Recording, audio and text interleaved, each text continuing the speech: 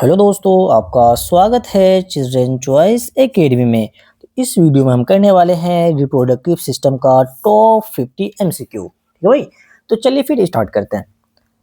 देखिए, पहला क्वेश्चन ये थोड़ा सा मैं आपको रूल बता दूं। जैसे आपके सामने क्वेश्चन आए तो आप क्या करेंगे, वीडियो को पॉज करेंगे। ठीक है भाई, वीडियो को क्या करेंगे, पॉज करेंगे। उसके बाद आप फिर क्या करेंगे, आप पहले खुद से उस क्वेश्चन को ट्राई करेंगे। देन उसके बाद आप सॉल्यूशन जरूर देखना, क्योंकि मैं सॉल्यूशन के साथ साथ आपको मैं चार ऑप्शन को एक्सप्लेन भी करूंगा। ठीक है, तो चलिए स्टार्ट करते हैं। फर्स्ट क्वेश्चन आपका, which organ produce sperm in male reproductive system. बताइए कौन सा ऐसा ऑर्गेन है जो कि क्या प्रोड्यूस करता है, स्पर्म प्रोड्यूस करता है किसके अंदर, मेल रिप्रोडक्टिव सिस्टम के अंदर। इसका जो करेक्ट आंसर है वो है टेस्टिस। ठीक है, अब देखो टेस्टिस के बारे में आपको और क्या क्या बात पता होना चाहिए। मैं जो जो पॉइंट लिख रहा हूँ प्लीज इसे ईमानदारी से आप कॉपी में नोट डाउन कर लेना और इसे याद कर लेना। टेस्टिस जो होता है मेरे भाई, ये प्राइमरी सेक्स ऑर्गन होता है। ये कैसा ऑर्गन होता है, प्राइमरी प्राइमरी सेक्स ऑर्गन है किसके अंदर, मेल के अंदर, फीमेल के अंदर नहीं, मेल के अंदर। ठीक है, ऑफ मेल कर दो आप। और देखो टेस्टिस के अंदर क्या बनता है, सबसे पहले आप ध्यान रखना है, मेल गैमीट बनता है। क्या बनता है इसके अंदर, अगर पूछा जाए कि बताओ मेल गैमीट कहाँ पे बनता है, तो आप क्या बोलेंगे, टेस्टिस। इसी मेल गैमीट को ही हम क्या बोलते हैं, इसी का नाम है भाई स्पर्म। हमने जो अभी क्वेश्चन आपसे पूछा गया ना कि बताओ स्पर्म कहाँ पे बनता है, तो इसी को हम क्या कहते हैं, मेल गैमीट को ही कहते हैं स्पर्म कहते हैं। आपसे एग्जाम में अगर पूछ लिया जाए तो बताइए मेल गैमीट क्या था, आप बोलेंगे स्पर्म। तो मेल गैमीट कहाँ बनता है, टेस्टिस। तो सेकंड थर्ड पॉइंट आपको क्या पता होना चाहिए, इसके अंदर मेल हार्मोन भी बनता है। ठीक है, कौन हार्मोन, मेल हार्मोन्स। आपसे पूछा जाए क्वेश्चन बताओ मेल हार्मोन कहाँ बनता है, तो क्या बोलेंगे आप, टेस्टिस बोलेंगे। और इसके अंदर देखो एक चीज यहाँ पे बता दूं, ये जो होता है आउटसाइड द बॉडी प्रेजेंट होता है। और आउटसाइड बॉडी कहाँ पे प्रेजेंट होता है, स्क्रोटम में। कहाँ पे, स्क्रोटम में ये प्रेजेंट होता है। अब देखो यहाँ पे मेल गैमीट को हम क्या कहते हैं, तो बताइए मेल गैमीट क्या होता है, टेस्टिस्टेरोन। क्या होता है भाई, समझ में आया ना। देखो ये सारे भाई जो जो आपके एग्जाम में आने की पॉसिबिलिटी है, बस वही बातें लिखी जा रही है, उससे एक्स्ट्रा कुछ भी नहीं है। अब देखो यहाँ पे क्यों प्रेजेंट होता है, अगर पूछा जाए बताओ टेस्टिस स्क्रोटम में क्यों प्रेजेंट होता है, क्योंकि ये मेंटेन करता है किसको, मेंटेन करता है टेम्परेचर को। आपने पढ़ा होगा कि स्क्रोटम का जो टेम्परेचर होता है बॉडी टेम्परेचर से कम होता है, कितना, 2 से 2.5%। दो से ढाई। ठीक है, देखो समझ में आया। अब यहाँ पे मैं आपको थोड़ा समराइज कर दूं। आपसे पूछ क्वेश्चन है कि बताइए कहाँ पे स्पर्म का फॉर्मेशन होता है, आप क्या बोलेंगे, टेस्टिस। तो कौन सा प्रोसेस होता है, चलो प्रोसेस का बता दूं। जब ये मेल गैमीट बन रहा होता है, क्या देखो ये जब क्या बन रहा है, स्पर्म बन रहा होता है, इसी प्रोसेस को हम क्या कहते हैं, स्पर्मेटोजेनेसिस। स्पर्मेटोजेनेसिस। ठीक है, तो समझ में आया स्पर्मेटोजेनेसिस क्या होता है, जब स्पर्म का फॉर्मेशन हो रहा होता है। तो प्रोस्टेट ग्लैंड क्या है, ठीक है, प्रोस्टेट ग्लैंड क्या है, एक फ्लूइड है जो कि किसमें मिल जाता है, स्पर्म मिल जाता है, वो सीमेन बना देता है। वॉइस डिफरेंस क्या होता है भाई, ये जो होता है वॉइस डिफरेंस, ये मेच्योर स्पर्म को क्या करता है, ट्रांसपोर्ट करने में हेल्प करता है। ये ट्रांसपोर्ट जैसे यहाँ पे तो बन गया टेस्टिस में, अब इसको बाहर भी तो जाना है, उसके लिए वॉइस डिफरेंस से हेल्प करता है। एपिडिडाइमिस जो क्या होता है मेरे भाई, ये देखो ये स्पर्म को मैच्योर करने में हेल्प करता है या स्टोर करता है। अगर आपसे पूछा जाए बताओ स्पर्म कहाँ पे स्टोर होता है, तो आप क्या बोलेंगे, एपिडिडाइमिस। बताओ स्पर्म का मैच्योरेशन करने में कौन हेल्प करता था, आप क्या बोलेंगे, एपिडिडाइमिस को बोलेंगे। चलिए नेक्स्ट क्वेश्चन है आपका, question number 2, the process of egg formation in the female. Simple से क्वेश्चन है, बताएंगे। देखो मैं आपको ये सारा चीज जितने भी चार ऑप्शन है मैं चारों को एक साथ बता देता हूँ आपको। एक होता है मेल, दूसरा है आपका फीमेल। ठीक, दूसरी फीमेल। तो देखेंगे यहाँ पे मेल के अंदर क्या होता है, स्पर्म। नहीं नहीं, इसको मैं थोड़ा सा क्या कर दूं, यहाँ होता है टेस्टिस। हमने भी देखा मेल का जो प्राइमरी सेक्स ऑर्गन है वो क्या है मेरे भाई, टेस्टिस है। फीमेल का जो प्राइमरी सेक्स ऑर्गन है वो क्या है, ओवेरी है। देखो यहाँ पे टेस्टिस से क्या बनता है, स्पर्म। स्पर्म को हम क्या कहते हैं, मेल गैमीट। और ओवरी से क्या बनता है, एग। एग को हम क्या कहते हैं, ओवम।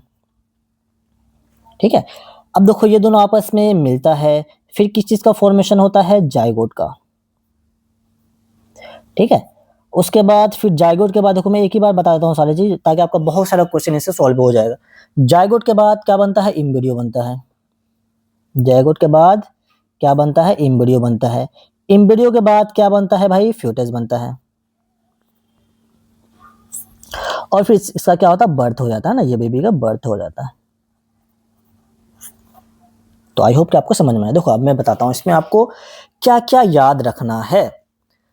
सबसे पहले यहाँ पे आप देखेंगे कि ये फीमेल है, फीमेल के अंदर होता है ओवी, इसको क्या कहते हैं, primary sex organ, primary sex organ या प्राइमरी रिप्रोडक्टिव सिस्टम ये भी बोल सकते हैं। अब देखो यहाँ पे ये जो होता है एग, इसको क्या बोलते हैं, फीमेल गैमीट, फीमेल गैमीट, ठीक है। और ये जो होता है देखो उसी टाइप से ये होता है स्पर्म, क्या होता है, मेल गैमीट, ये क्या होता है, प्राइमरी सेक्स ऑर्गन, किसके लिए, मेल के लिए। अब यहाँ पे मेरे भाई समझने की बात आपको मेन ये जो क्वेश्चन पूछा गया है, ओवरी के अंदर क्या बन रहा है, एग, जब ये बन रहा होता है तो इसी प्रोसेस को हम क्या कहते हैं, oogenesis कहते हैं। इसी प्रोसेस को क्या कहते हैं, oogenesis। आई होप कि आपको oogenesis समझ में आया होगा। और जब टेस्टिस के अंदर स्पर्म बन रहा होता है, इसी को हम क्या कहते हैं मेरे भाई, इसी को कहते हैं हम स्पर्मेटोजेनेसिस, ठीक है। तो इसका जो करेक्ट आंसर है वो क्या है, oogenesis है। क्या बोला, the process of formation of egg formation in the female is known as oogenesis। देखो यहाँ पे क्या बनना, एग बनना, इसको क्या कहते हैं, oogenesis कहते हैं। अगर आपसे क्वेश्चन पूछता कि oogenesis कहाँ पे होता है तो आप क्या बोलेंगे, ओवरी में। क्वेश्चन पूछा जाएगा आपसे, बताओ कि फीमेल गैमेट को क्या कहते हैं, आप क्या बोलेंगे, एग बोलेंगे, या ओवन होगा तो ओवन बोलेंगे, ठीक है।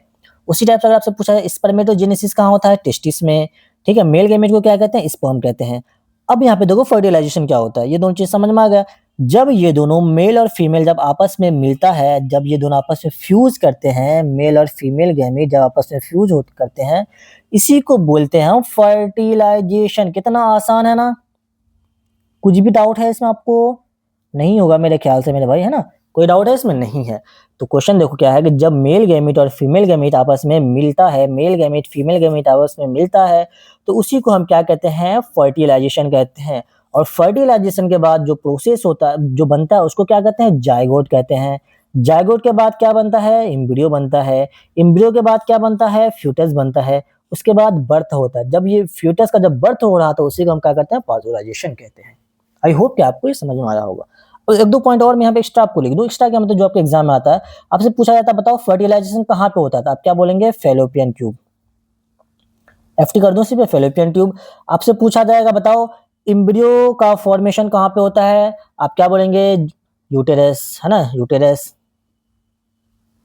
इम्प्लांटेशन ऑफ एम्ब्रियो पूछा जाए तो आप क्या बोलेंगे, यूटेरस, ठीक है। इतना आपको पता होना चाहिए। चलिए, तो क्वेश्चन नंबर 3 देखो, आप तो बहुत ही सारा ऑलरेडी मैंने बता दिया है यहाँ पे। अब यहाँ पे क्वेश्चन आपके लिए बहुत आसान हो गया है। क्वेश्चन नंबर 3 देखो क्या, where does fertilization of the human egg typically, बताओ फर्टिलाइजेशन कहाँ पे होता है। अभी जस्ट मैंने बताया कहाँ पे होता है, देखो फर्टिलाइजेशन होता है फेलोपियन ट्यूब में। और इसी फेलोपियन ट्यूब को भी हम क्या किस नाम से जानते हैं, दूसरा नाम आपको याद होना चाहिए, ये होता है ओविडक्ट, भी इसी को कहते हैं, ठीक है ना। अब देखो यहाँ पे एक एक चीज और मैं बता दूं, जो आपका यूटेरस होता है इसके अंदर होता है इम्प्लांटेशन। अगर आपसे क्वेश्चन पूछा जाए, जैसे यहाँ पे पूछा है कि बताइए फर्टिलाइजेशन कहाँ पे होता है, ठीक है, तो आपका आंसर था फेलोपियन ट्यूब हो गया, F for fertilization, F for fallopian tube. अगर आपसे पूछा जाए इम्प्लांटेशन कहाँ पे होता है, इम्प्लांटेशन, इम्प्लांटेशन, तो आप क्या बोलेंगे, यूटेरस बोलेंगे। ओवरी के बारे में तो हमने डिटेल में पढ़ दिया है कि ओवरी में एग बनता है, फीमेल सेक्स हार्मोन बनता है। अब वेजाइना को क्या कहते हैं मेरे भाई, इसी को कहा जाता है, आप बोल सकते हैं साइट ऑफ कॉपुलेशन, या नहीं तो आप बोल सकते हैं बर्थ कैनाल भी इसको बोलते हैं। इसको क्या बोलते हैं, बर्थ कैनाल, ठीक है। तो इतना आपको पता होना चाहिए। क्वेश्चन नंबर 4 देखेंगे क्या है, Which hormone is primarily responsible for the development of secondary sexual character in female? बताइए इसमें से हार्मोन का नाम पूछा है, कौन सा हार्मोन है जो कि सेकेंडरी सेक्सुअल कैरेक्टर किसके अंदर डेवलप करता है, फीमेल के अंदर। क्या वो टेस्टोस्टेरोन है, नहीं मेरे भाई, टेस्टोस्टेरोन जो है ये मेल का हार्मोन है, तो ये तो मेल के अंदर डेवलप करेगा। अगर यहाँ पे फीमेल ना होता, अगर यहाँ पे मेल होता तो फिर आपका आंसर टेस्टोस्टेरोन होता, ध्यान रखना, ठीक है। तो एस्ट्रोजन इसका जो करेक्ट आंसर है मेरे भाई वो है एस्ट्रोजन। इसका करेक्ट आंसर क्या है, एस्ट्रोजन जो है ये फीमेल हार्मोन है। ये कैसा हार्मोन है, फीमेल हार्मोन है। तो बताओ टेस्टोस्टेरोन कहाँ पे बनता है, तो आंसर इसका क्या होगा, टेस्टिस, टेस्टिस से टेस्टोस्टेरोन बनता है। अगर आपसे एग्जाम में पूछा जाए बताओ एस्ट्रोजन का फॉर्मेशन कहाँ पे होता है, आपका आंसर क्या होगा, ओवेरी में होता है, ठीक है। उसी टाइप से इंसुलिन जो होता है इसको पढ़ेंगे दूसरे चैप्टर में। फिलहाल आप इतना सा बच जान लो कि ये रेगुलेट करता है, किसको रेगुलेट करता है, ग्लूकोज को रेगुलेट करता है, या शुगर हो सकता है उस ऑप्शन में, वो भी उसको रेगुलेट किया जाता है। उसी टाइप से थायरोक्सिन तो होता है, ये मेटाबॉलिज्म को रेगुलेट करता है। फिलहाल इसको जानने की जरूरत नहीं है।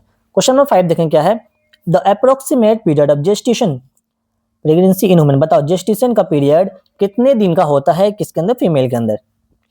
क्या 6 मंथ होता है या 9 वीक होता है, 9 मंथ होता है या 12 मंथ होता है। तो आपको पता होना चाहिए मेरे भाई, ये कितने मंथ के होते हैं, ये होते हैं 9 मंथ के होते हैं। अगर आपको यहाँ पे वीक गिवन होता तो आप इसको क्या बोलेंगे, 14 वीक अप्रोक्सीमेट में आप 40 वीक से याद कर सकते हो, 40 वीक्स। इसी को आप चाहो तो डे में कन्वर्ट कर लोगे, 7 चौका 28, 280 दिन, ठीक है। अगर डे में अगर गिवन होता है तो 280 दिन हो जाएगा। जेस्टेशन पीरियड होता क्या है, ठीक है, ये होता क्या भाई, इसमें देखो मैं आपको यहीं पे फिर लिखाता हूँ जहां पे मैंने बताया। देखो यहाँ पे जायगोट बन गया, एम्ब्रियो बन गया। जब इस एम्ब्रियो का डेवलपमेंट हो रहा होता है, जब ये एम्ब्रियो का, देखो यहाँ पे मैं आपको कलर कौन सा ले लूं, जब इस एम्ब्रियो का डेवलपमेंट होकर जब ये फ्यूटस में कन्वर्ट हो रहा है तो इसी को हम क्या कहते हैं, जेस्टेशन पीरियड कहते हैं। समझ में आया या ना आया, ईमानदारी से बताना, आया ना समझ में। तो जेस्टेशन पीरियड कितने मंथ के होते हैं, 9 मंथ के होते हैं। अब देखो क्वेश्चन नंबर आपका आते हैं 6 में। तो क्वेश्चन में 6 कह रहा है the sake that contain the testis outside the abdominal cavity. अभी जस्ट मैंने बताया, कोई बताओ टेस्टिस जहां पे होता है present outside the abdominal cavity, उसको हम क्या बोलते हैं भाई, स्क्रोटम बोलते हैं। अभी तो बता दिया सारी चीजें, है ना, नहीं बताया क्या, अरे बता दिया भाई। उसी को क्या बोलते हैं, स्क्रोटम बोलते हैं। एपिडिडाइमिस सेमिनल वेसिकल्स, चलो इसके आगे पढ़ेंगे। अब देखो नेक्स्ट क्वेश्चन है question number 7, the permanent stopping of menstrual cycle in female system. बताइए जब फीमेल के अंदर मेंस्ट्रुअल साइकिल का जब स्टॉप हो जाता है, स्टॉपेज ऑफ मेंस्ट्रुअल साइकिल, उसको हम क्या कहते हैं, वो कहलाता है आपका मेनोपॉज। वो क्या कहलाता है, मेनोपॉज। लेकिन जब अगर यहाँ पे स्टार्ट, देखो जब मेंस्ट्रुअल साइकिल स्टार्ट होता है फर्स्ट टाइम तो उसको मेनार्च कहते हैं, और ये पॉज हो जाता है परमानेंटली, उसको हम क्या कहते हैं, क्या बोलते हैं, बोलो जल्दी से, मेनोपॉज। ओव्यूलेशन क्या होता है, अगर आपसे पूछा है व्हाट इज ओव्यूलेशन, देखो मेरे भाई हमने अभी क्या देखा था, मैं आपको यहीं पे बताता हूँ एक पॉइंट में, बस टेंशन नहीं लेना है। जैसे देखो हमने देखा कि फीमेल के अंदर क्या होता है, ओवरी होता है। क्या होता है, ओवरी। ओवरी से, ओवरी के अंदर क्या बनता है, एग बनता है। जब अब देखो भाई बने तो वहां से रिलीज तो होगा ना, रिलीज होगा, बिल्कुल निकलेगा वहां ओवरी से, तो एग बाहर आ गया वहां से, ठीक है, ओवरी से बाहर आया, जिसको हम क्या बोलते हैं, ओवम भी बोलते हैं।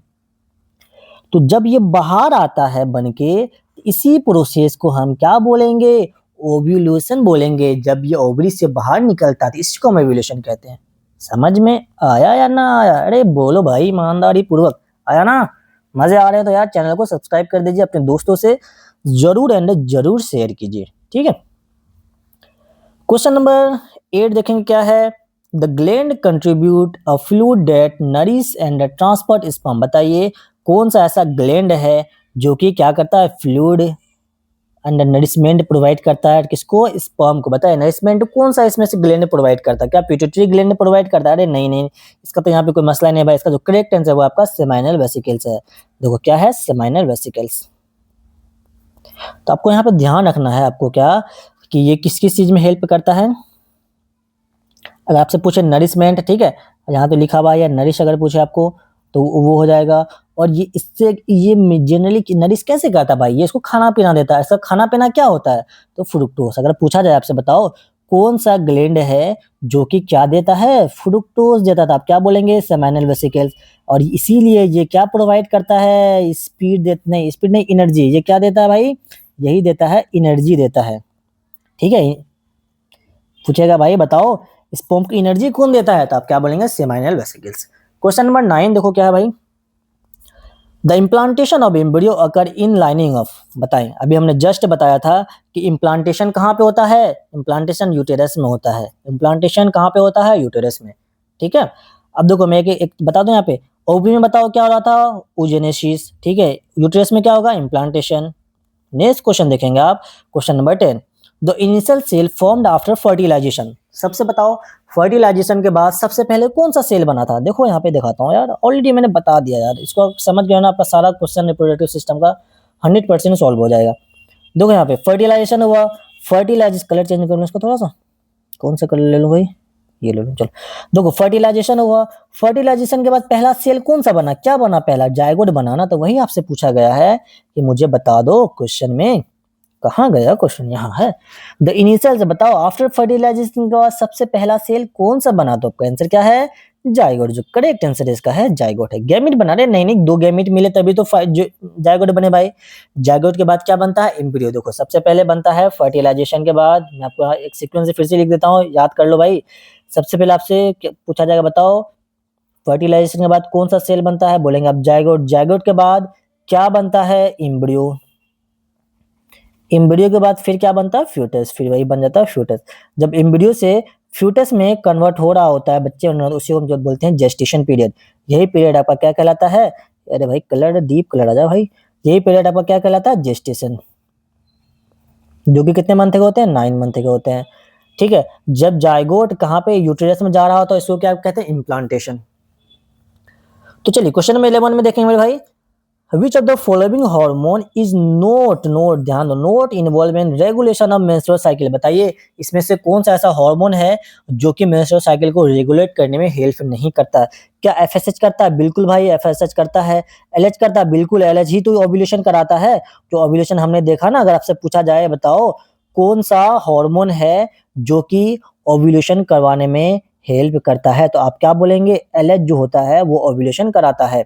और एफएसएच क्या करता है? फॉलिकल ग्रोथ, है ना, जो ओवरी के अंदर जो फॉलिकल ग्रोथ होता है उसको करवाता है कौन? एफएसएच।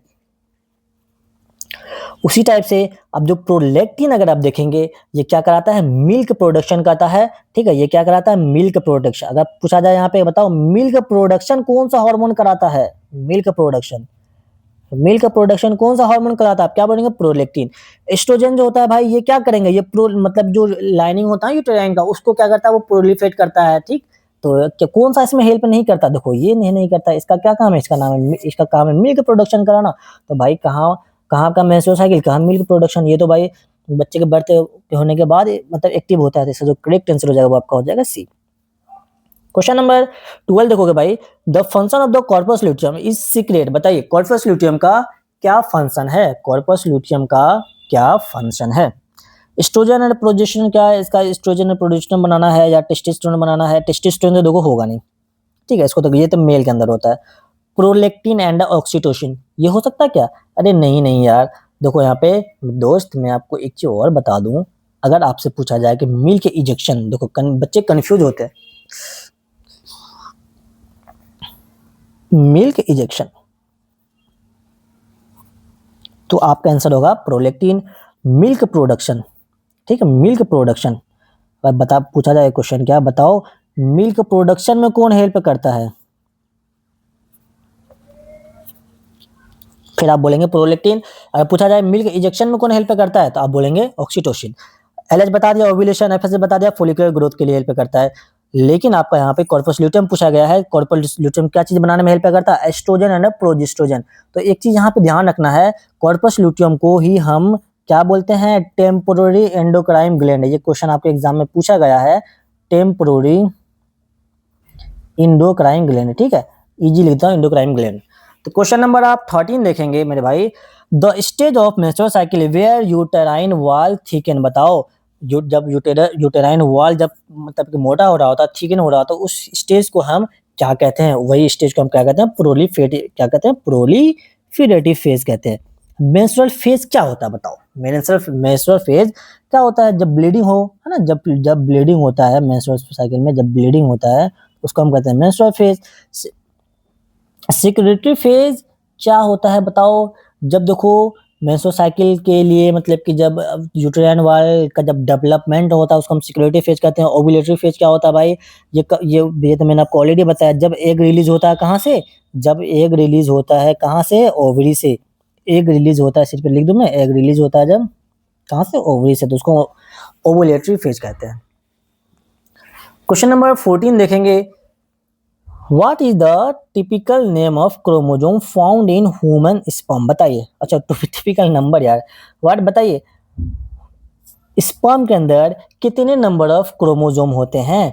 तो देखो भाई 23 होते हैं। तो ये बहुत अच्छा क्वेश्चन है, आप इसको स्टार पॉइंट भी लगा सकते हो। क्या लगा सकते हैं? स्टार पॉइंट इसको लगा सकते हैं। देखो हमने आपको बताया था यहाँ पे, चलो फिर आ जाते हैं फर्स्ट पेज में जहाँ मैंने आपको पूरा डिटेल बताया अभी, वहाँ एक जो और आप नोट डाउन कर लेना कि देखो क्या है, कलर चेंज कर लो भाई, पहले ब्लैक कलर लेते हैं इस बार। ठीक, देखो यहाँ पे जो स्पर्म होता है इसके अंदर भी 23 क्रोमोसोम होता है, उसी टाइप से जो एग होता है इसके अंदर 23 क्रोमोसोम होता है। जब ये दोनों आपस में देखो 23 है, यहाँ से भी 23 और यहाँ से भी 23, यहाँ पे आगे मिला दोनों, मिलने के बाद जो जाइगोट बना इसमें कितने क्रोमोसोम हो गए? 46 क्रोमोसोम हुए। अगर आपसे क्वेश्चन पूछा जाएगा बताएं एग में कितने क्रोमोसोम होते हैं तो आप क्या बोलेंगे? 23। स्पर्म में कितने होते हैं? 23। जाइगोट में कितने होते हैं तो आप क्या बोलेंगे? 46 क्रोमोसोम बोलेंगे। ठीक है भाई, तो ध्यान रखना इस चीज को, कंफ्यूज ना होना बबुआ, है ना मेरे दोस्त। चलिए फिर आते हैं नेक्स्ट क्वेश्चन जो है क्वेश्चन नंबर 15। लग रहा है आज 50 क्वेश्चन तो नहीं कर पाएंगे, लेकिन कोशिश करता हूँ 25 आपको करवा दूं एटलीस्ट। ठीक है भाई, तो क्वेश्चन नंबर 15 क्या है? The tube that carry sperm from the epidermis to the ejaculatory duct is known. बस वही तो मैंने आपको बताया भाई स्टार्टिंग में। बताओ कौन सा ऐसा ट्यूब है जो कि स्पर्म को कैरी करने में हेल्प करना है? कहाँ से? एपिडर्मिस से इजैकुलेटरी डक्ट में। तो इसका जो करेक्ट आंसर होता है भाई वो होता है वॉस डिफरेंस। क्या होता है? Was difference. सेमिनिफिलस ट्यूबुल बताओ क्या है? चलो अगर आपसे मैं पूछूं बताओ सेमिनिफिलस ट्यूबुल क्या है? भाई ये है साइट ऑफ स्पर्म प्रोडक्शन। इसको क्या बोलते हैं? Site of sperm production. अभी मैं आपको एक कंफ्यूजन और आपका मैं क्लियर करता हूँ। Site of sperm production.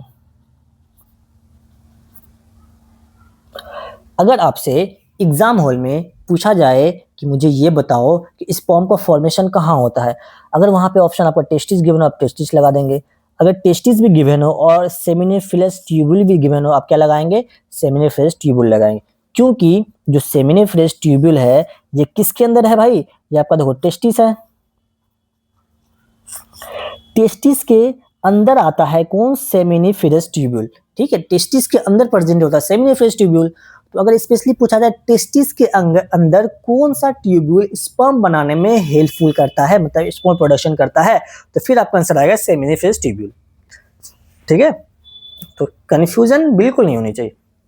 Question number 16 देखेंगे मेरे भाई। Which part of sperm provide the energy for the movement. बताओ आप जानते हो स्पर्म के 3 पार्ट होते हैं, तो बताइए इसमें से कौन सा ऐसा पार्ट होता है जो कि स्पर्म को क्या किस चीज में हेल्प करता है? मोटिलिटी में हेल्प करता है, मतलब मूव करने में हेल्प करता है। आपको ध्यान रखना है ये होता है उसका मिडिल पीस। जो हेड होता है भाई, आपसे पूछता बताओ हेड के अंदर क्या प्रेजेंट होता है स्पर्म के अंदर? हेड के अंदर प्रेजेंट होता है न्यूक्लियस। हेड के अंदर स्पर्म का क्या प्रेजेंट होता है?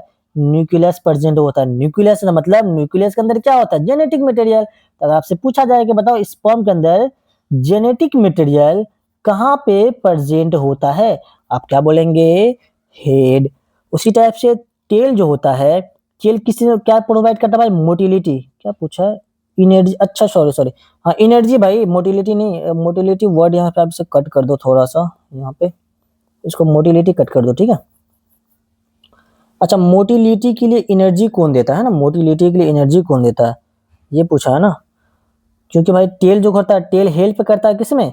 ये मोटिलिटी प्रोवाइड तो ये करता है ना। मोटिलिटी मोटिलिटी अगर पूछे तो आप क्या बोलेंगे? टेल बोलेंगे।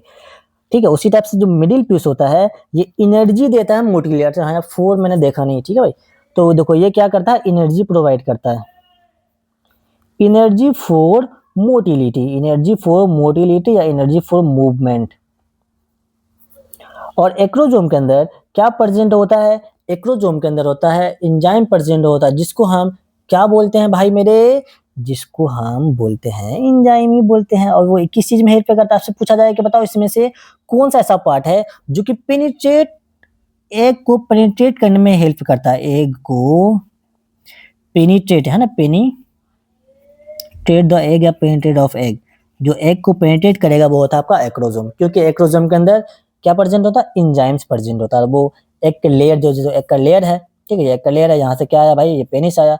तो इसके अंदर जो टिप वाला पोर्शन होता है ना, यहाँ पे बहुत सारा एंजाइम प्रेजेंट होता है। ये धीरे यहाँ पे जाता है, उसका इसको ये गला देता है। ठीक है, ये क्या करता है?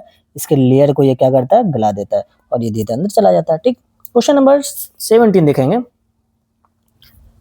The hormone responsible for the milk let down या मिल्क इजेक्शन। ऑलरेडी मैंने आपको बताया है। बताओ मिल्क इजेक्शन अगर पूछा जाए तो आप बोलेंगे ऑक्सीटोसिन। क्या बोलेंगे? ऑक्सीटोसिन। और अगर आप मिल्क प्रोडक्शन पूछा जाए तो आप क्या बोलेंगे? प्रोलेक्टिन। ये होता है मिल्क प्रोडक्शन, मिल्क प्रोडक्शन। और ये होता है मिल्क इजेक्शन।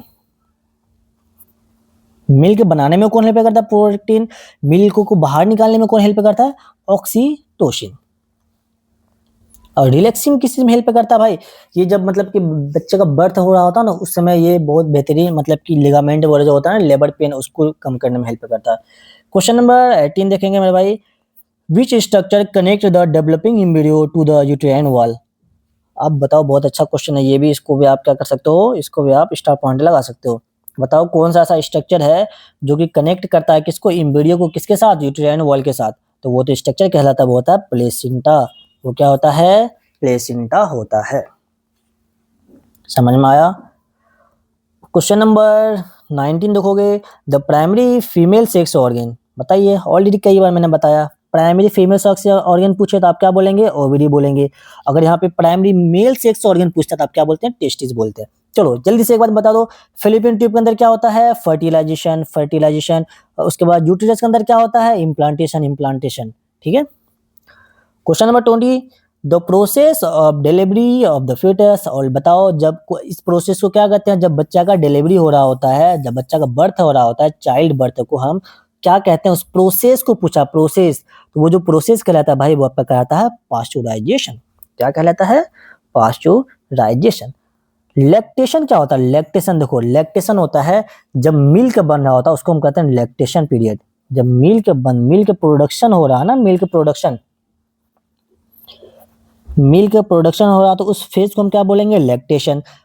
अब ये बताओ, इम्प्लांटेशन क्या होता है? जब इम्ब्रियो का इम्प्लांट हो रहा होता है, इम्ब्रियो का इम्प्लांट हो रहा होता है कहाँ पे? इम्बेडिंग, लिख दो यहाँ पे इम्बेडिंग, या अटैचमेंट ऑफ इम्ब्रियो, या इम्बेडिंग लिख दो, इम्बेडिंग सही होता है ना, सही वर्ड होगा।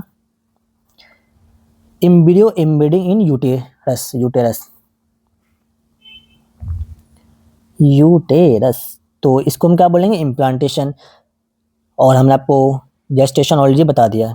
क्वेश्चन नंबर 21 अगर देखेंगे, क्या है? The neck of the uterus that open into the vagina is called, बताइए। अच्छा क्वेश्चन है। The neck of the uterus का नेक जो कि कहाँ पे ओपन हो रहा है? वेजाइना में। तो उसको हम क्या बोलेंगे? वो जो स्ट्रक्चर आपका क्या कहलाएगा? उसी को हम बोलते हैं सर्विक्स कह के। उसको हम क्या कहेंगे? सर्विक्स कहेंगे। इंडोमेट्रियम मायोमेट्रियम क्वेश्चन है, अभी बताएंगे आपको ये होता क्या है। क्वेश्चन नंबर 22 देखो भाई। क्रिप्टोजिज्म में जो होता है कंडीशन, ये कहाँ क्या होता है? बताओ ये कहाँ होता है और क्यों होता है? देखो सिंपल सा, ये जो होता है क्रिप्टोजिज्म, ये कब होता है? जब देखो, जब आपका एक मेल बच्चा है ना, बॉय, एक बच्चा जब बनकर तैयार हो जाता है, तो देखो उसका जो टेस्टिस होता है ना, टेस्टिस जो हमने आपको क्या बताया, जो बॉडी से कहाँ होता है? बाहर होता है। टेस्टिस कहाँ होता है? बॉडी से बाहर होता है। तो स्टार्टिंग में जो होता है ना, ये टेस्टिस बॉडी से बाहर नहीं होता। जब बेबी का बन रहा होता है बच्चे, तो उस समय बाहर नहीं होता है। तो ये जब कुछ दिन के बाद क्या होता है? ये बाहर आने लगता है, मतलब मतलब एम्ब्रियो स्टेज में ही ये क्या होता है? बनता है बॉडी के अंदर है, और ये बाहर जाने लगता है। तो अगर ये बाहर नहीं जाता है, अगर ये दोनों दो टेस्टिस होते हैं, अगर ये बाहर नहीं गए तो ये बॉडी के अंदर ही रह जाता है। उसी को हम क्या कहते हैं? क्रिप्टोकिडिज्म कहते हैं। The ovary is non functional नहीं। The testis fail to descend into the scrotum, बिल्कुल ऑप्शन नंबर 20 का जो है करेक्ट आंसर है। अब क्वेश्चन नंबर 23 देखेंगे। द प्राइमरी सेक्स हार्मोन, बताओ प्राइमरी सेक्स हार्मोन किसका पूछा गया है? मेल का पूछा गया है इस बार। तो आपका क्या हो जाएगा? प्रोजेस्टेरोन होगा? नहीं यार, टेस्टोस्टेरोन, टेस्टोस्टेरोन। प्राइमरी अगर फीमेल होता है फिर आपका एस्ट्रोजन होता है। ठीक है। क्वेश्चन नंबर 24 देखोगे भाई, क्या है? Where which layer of the uterus shielding during menstrual cycle, बताओ कौन, जब मेंस्ट्रुअल साइकिल होता है, जब मेंस्ट्रुअल प्रोसेस हो रहा होता है, बताओ इसमें से कौन सा लेयर जो होता है वो क्या होता है? शील्ड कर देता है, जो कि टूट जाता है। तो यहाँ पे मैं आपको थोड़ा सा इसको एक्सप्लेन कर दूं। देखो यूटेरस के अंदर जो होता है ना, ये यूटेरस का लेयर है। ये किसका ये लेयर है भाई? Layer of the uterus. ये लेयर ऑफ द यूटेरस है। कितने लेयर हैं टोटल? ये नहीं होता, ये तीन, इसको कट कर दो। टोटल 3 लेयर होते हैं, पेरीमेट्रियम, मायोमेट्रियम एंड इंडोमेट्रियम। आपसे पूछा कभी ये भी जा सकता है, बताओ आउटर लेयर कौन सा है, इनर कौन सा है, मिडिल कौन सा है? जो पेरीमेट्रियम जो होता है, ये होता है आपका आउटर लेयर। ये कौन सा होता है? आउटर लेयर, आउटर लेयर होता है। अब मायोमेट्रियम जो होता है, ये होता है मिडिल लेयर, मिडिल लेयर। और इंडोमेट्रियम जो होता है, ये आपको inner layer, inner most layer बोलो या इनर लेयर बोलो, बात बराबर है। तो यही आपको पूछा, बताओ मेंस्ट्रुअल फेज जब हो रहा होता है, उसमें कौन सा लेयर इसमें से ब्रेक डाउन होता है? तो वो जो होता है आपका इंडोमेट्रियम होता है। इंडोमेट्रियम क्या होता है? सील्ड हो जाता है। ठीक। क्वेश्चन नंबर 25, और आज का यही, आज 25 तक ही रखेंगे भाई, ठीक। The number of egg release by a healthy human female in life time approximate. बताओ एक हेल्दी ह्यूमन है, वो अपनी जिंदगी में टोटल कितने एग रिलीज कर सकते हैं। ध्यान रखना भाई, वो सिर्फ और सिर्फ 400 होते हैं, ठीक है। कितने होते हैं? 400 होते हैं। तो 400 से 500 मतलब एक 200 आगे पीछे अप्रोक्सीमेट आप 400 आंसर लगाएंगे। आपको याद क्या रखना है, 400 से 500 के बीच में एग रिलीज होता है।